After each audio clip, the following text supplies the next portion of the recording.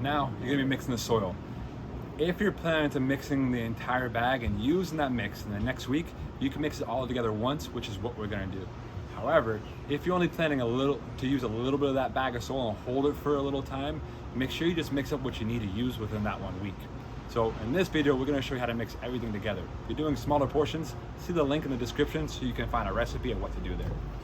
So go ahead and dump your soil mix into your mixing container and spread it out nice and evenly.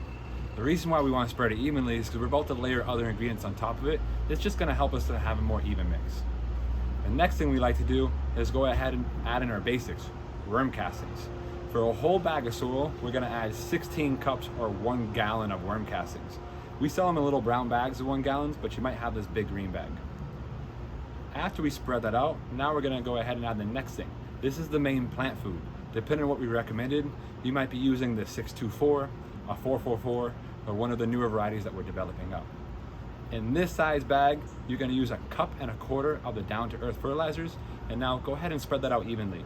You notice we like to make a little S shape as we're spreading this over, because that way we can be sure it's spread evenly. Now for the additional items you might be adding in. Not everyone adds these in.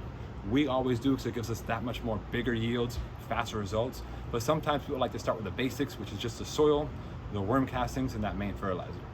If you want to go the big way, the plus way, the way that we always do it, you're going to now add in your bokashi to that 1 bag of soil mix.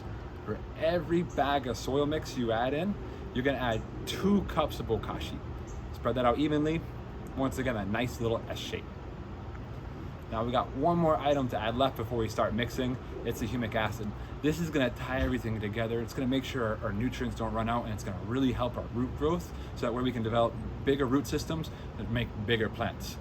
In 1 bag of soil, we add 1 cup of humic acid in. Same thing as last time, make a nice little S shape. Now that we have everything laid out in there, we're going to start mixing. We like to start with one side of the container, mix it thoroughly, then go towards the middle, mix that thoroughly, and the edge, and mix that thoroughly. Then we'll even take one side of the container and mix it towards into the other side and flip them, so that way you kind of do a reversing mix of them all together. After it's all mixed up, you can go ahead and spread it in your containers, fill them up, use them however you're gonna need. Remember, you wanna use this mix within the week.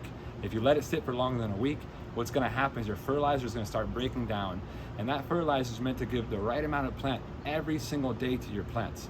If you hold it for more than a week, it starts to build up to too much food for your plants when you put them in. So make sure you don't add that stuff in until you're ready to plant. All right, now let's get ready to plant.